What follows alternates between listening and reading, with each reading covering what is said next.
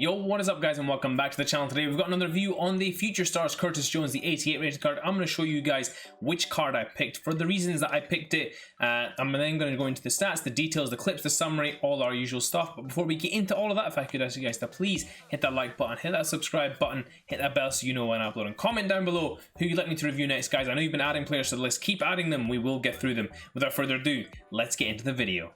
So guys, we're just going to get into a little comparison between the two players before we go into the SBC requirements. And guys, what I wanted to discuss with you was just to show you the differences between the two cards. So as you guys can see on the face of the card, 509 total stats for the central midfielder, 499 for the left mid, 2434 in in-game stats, and 2369 on the left mid. Now guys, that's probably to be expected because if he was a central midfielder, he would be a lot more balanced. So what has happened here with this card is that the defending has drastically, of course, dropped off, and all the stats have been shifted around those other stats to give him much more of a winger build. That's completely understandable. So guys, please do not pay too much attention to these in-game and total stats when you look at this. They are, of course, totally different players, and you will not be getting better value by choosing the higher total in-game stat player, in my opinion, than choosing this left mid card. Getting into it, guys, now bear in mind please, I have not used the left mid card. I don't know for certain how he plays. However, I would imagine based on the stats and based on how his central mid body type is and plays, he would be very similar to my thought process. So overall guys, I would say this pace factor is going to be quite a big one. He'll be significantly faster, and because of his body type, because of the way he strides and is able to move with the ball, I would say he's going to be very fast on that left mid card. The central mid is plenty quick enough. It's just this left mid is going to be a different level of quick, especially if you choose to boost that speed as well. He's going to be even better with that. In terms of the shooting, guys, there isn't that much between them, I don't think. I mean, the finishing is obviously slightly higher on the left mid, but the long shots and the shot power are better on the central midfielder, not by much, again, in any factor. I really think this is a nothing factor for me in terms of the shooting. In terms of the passing, guys, now this is a big one because although his short passing and long passing is very marginally different, 7 on the short pass, 4 on the long pass, sorry. The short passing on the central midfielder is absolutely fantastic. He can ping a ball and just pick out anything. Now, if I'm right in suggesting this, the left mid will be a good passer, very good passer, especially for a left midfielder. And as there aren't many left midfielders in the game, I would say that this card may be worth picking up more so than the central midfielder, but I do think the central midfielder's passing is absolutely sensational, and it's one of the best factors about this card, especially the central midfielder version compared to the left mid version. However, if we go on the opposite direction and go to the other swing here, we can see that the dribbling on the left midfielder is significantly better, and this is where he will really stand out as a card. 95 agility, 90 balance. Now bear in mind, combine that with his high amount of strength, even on a left mid card, which is 78 on this card. We'll get to that in a second, but 78 on this card, 6'1", tall, strong player with great balance. It's going to be very hard to get him off the ball, so that is something to really take into account. Is this left midfielder is going to be very powerful to run with. The only thing I would say there is his composure is slightly down. That is a little bit of a factor for me, guys, but not too much. I do think this card will still finish very well for the left mid card. Of course, in terms of defending, there is no contest between these two cards. The central midfielder is much more well-rounded and has a much better defending stat compared to the left midfielder. So again, the physicality stats are a little bit different for these two cards. I would say that overall, guys, you are looking at a better, of course, overall card than the left mid card. But my recommendation as to which one you guys should go for, guys, honestly, it depends on where you want them to play in your team. However, guys, if you do pick the central midfielder, I do not think you will regret picking it at all. I think that card is absolutely sensational as well and is well worth the coin in terms of redeeming this SBC, but we'll get more into that in the summary. Now that we've done all that, we're going to go into what his SBC requirements are. So guys, getting into the SBC requirements now. 36k for the first SBC, 156k for the second one, and 220k for the third one. Now, if we just go into the details of this, you guys can see one Premier League player, 86 rated squad, 65 chem. In the second one, it's an 85 rated squad, 70 chem, one England player. And in the last one, it's just one Liverpool player with an 83 rated squad, so very cheap on the first one. The second two are expensive, guys.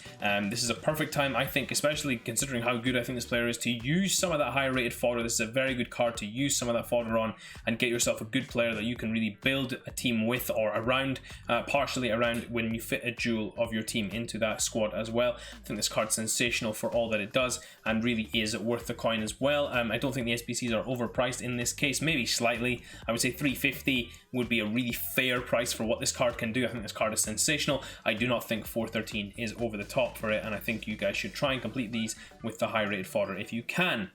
Now that we've covered all that, we're going to get into the team that I used him in and how I used him in that squad. So guys, this is the team that I used Curtis Jones in, having picked the 88 rated central midfielder. I played him in a CDM spot in the 4-2-3-1. This was the team I actually rocked him in. I didn't make any changes for the entirety of the game. I didn't play him at cam, I didn't play him at centre back either. First impressions of this card, guys. Wow, what a card. This card is an even better box-to-box than Wayne Rooney is. In terms of his overall capability to be able to do everything, whether that's attack, defend, get up the pitch, you know, get back again. He just does everything brilliantly. And I had a direct comparison with Wayne Rooney as well, so I know exactly what I like about this card compared to the Wayne Rooney card. Without further ado though, let's get into the review.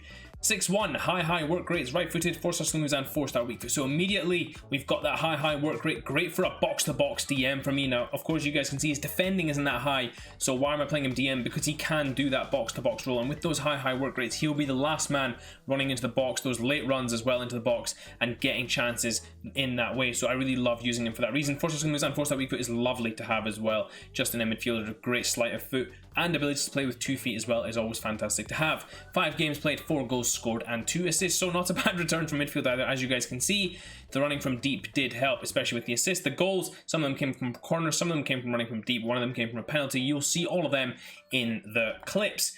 Getting into the details, guys, so I put an anchor chemistry style on him. I want his physicality, his defending, and his pace to be up instead of all the other traits. I thought his shooting and passing especially is pretty reasonable. Shooting is okay, and dribbling, again, when you're playing in that DM slot, it's not so much about the quickness of the feet, but just if you're able to maneuver around with them, and with this card, you certainly are. Getting into the traits now, guys, and the key standout stats, the key pros, the 90 stamina to go along with those high work rates. He does get a little tired. I would say by about the 70th minute, you're starting to look concerned at that stamina bar. But overall, I think this card did great in that midfield, and I don't think his stamina was that much of an issue. The 91 aggression as well, guys. He gets so stuck in to every tackle. It's sensational what he does. He just runs up to people and just starts kicking them. Or, it may not be the best thing to hear, but guys, he gets stuck into the tackles. He breaks up a lot of play as well, which is something I noticed a lot. He may not always win the ball cleanly, but what he does is he disrupts the opponent's attacks a lot, and that allows you to kind of get back in your shape, get back in defense, and kind of set up again, ready for the next wave of your opponent's attack. Guys, as well, the other thing that I would say is his passing is phenomenal. That 96 short pass is great, but the 88 long pass, I think that's actually slightly low. His long pass, as you'll see in some of the clips as well, was phenomenal for me. He can play a ball wherever you want him to play it. Just give him it, get the run going, and that's it. He'll play it there, and it was absolutely sensational. In terms of the cons, guys, now, one of them I would say is his defending stats for a CDM. That's why I boost him with the anchor chemistry style. I do think that his defending does need work. His defensive awareness is a little lacking, especially with that anchor as well there. He does lack a little bit in terms of being too far forward at the wrong times. But overall, guys, I didn't find this too much of a con. I didn't find his agility or balance that much of a con, considering where I'm using him as well. And guys, I mean, if you really want to be picky, the pace is a little bit of an issue given where we are in FIFA, but I think the pace of this card is fine. For me personally, I like this level of pace. It's workable for me, especially in that midfield kind of player. Finally, player traits. It's a shame he does not have that playmaker trait, or long passer trait, or any of those traits. Deserves more traits, but he has the flair trait, which is nice enough, I guess. Nothing else to shout home about. Guys, without further ado, we're going to get into some of the clips that I got with him.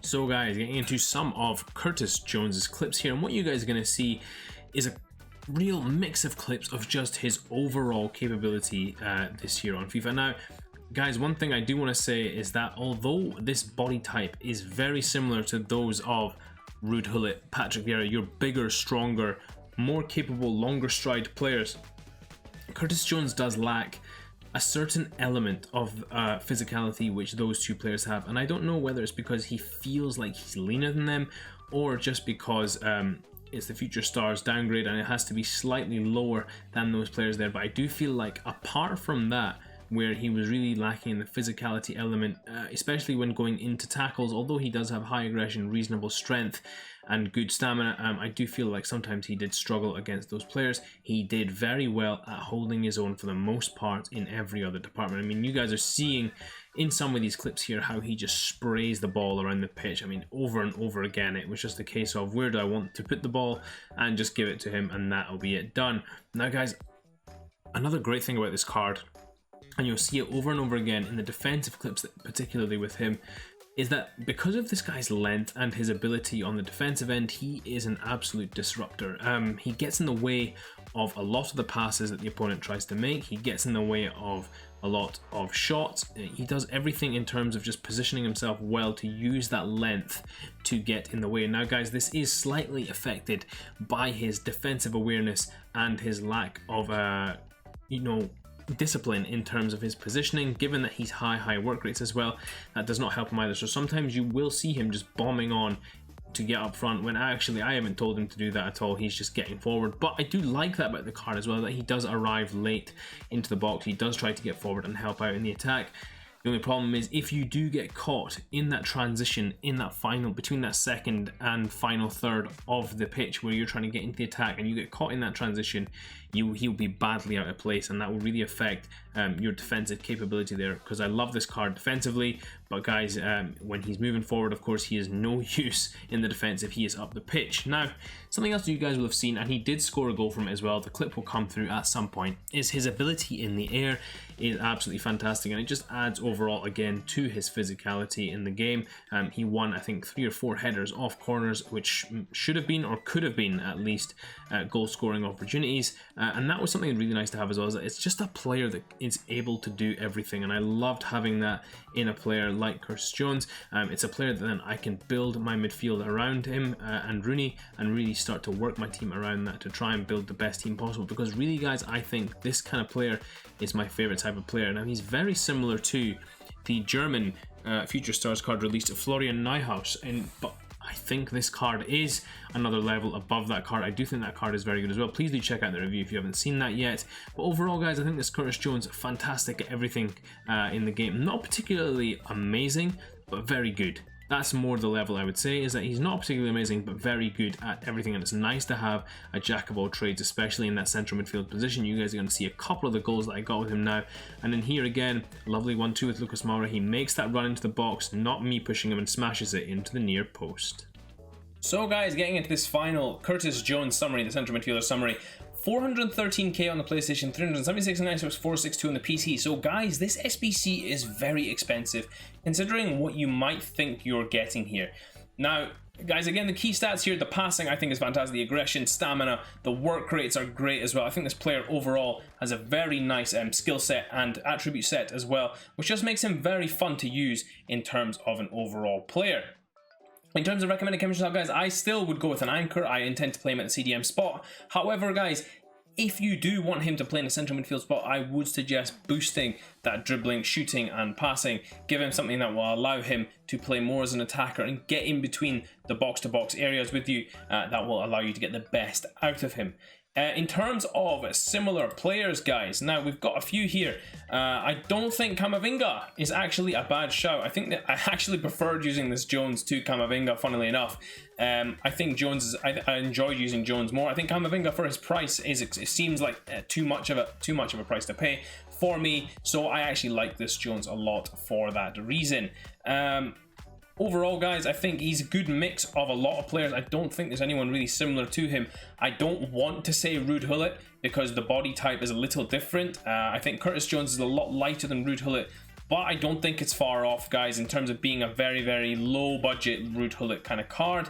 It's a very good player just at everything. In terms of the link ability, guys, we've got some really fun links here. Perfect links, of course, to Alexander-Arnold, Jordan Henderson, James Milner, and Alex Oxlade-Chamberlain, as well as Joe Gomez. You can link him in really easily. In terms of strong links, you've also got players like Virgil van Dijk, Sadio Mane, all the English icons, as well as Mo Salah. So many options here to link with English players across all the clubs as well. So some really nice alternatives there for you. Finally, guys, my recommendation as to whether I would get this card or not. Guys, whichever version you choose to get of this card. Now, I haven't tried the left mid, but I assume it has just as much impact on the left as this card does in the middle. This card is sensational, guys. He is 100% worth the price if you can afford to get him, especially if you've done that Rooney SBC. This is a really nice way to lock him into your team and build a team around him, whether it's left mid or that central mid player. You can lock Rooney in using this guy and build your team so that you're kind of like sectioning him off and keeping him in the team, whilst also giving him a complementary player, because Curtis Jones will do a job alongside Wayne Rooney in your team if you do have him, or just a job in your team in general if you give him the right team around him. Of course, that goes with any player. But I really do think this card is 100% worth the price tag. I'm so glad I did it, and I would recommend everyone else do it if you can afford it. Hope you guys did enjoy this review. If you did, please do smash that like button, and until next time, I will see you all in a bit.